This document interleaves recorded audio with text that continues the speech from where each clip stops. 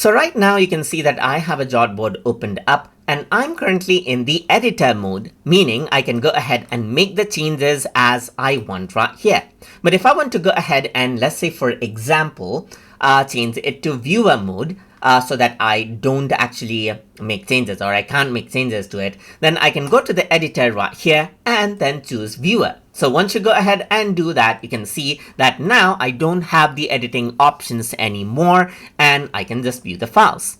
Another thing that you can do is, let's say you just want to present out your idea or whatever right here in full screen. In that case, you can actually go around over here and click on present and everything goes full screen, as you can see right here. If your browser is full screen as well, this is how you can go ahead and present out your content to others for discussion. You can even go ahead and see like there are the navigation buttons right here. So you can go ahead from one board to the next as you like. So that is how you can go ahead and present, view and use the edit mode inside of Jotboard.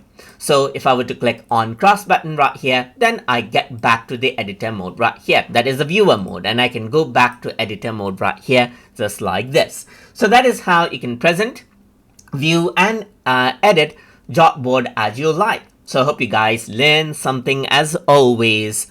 And as always, please like, comment, share and subscribe.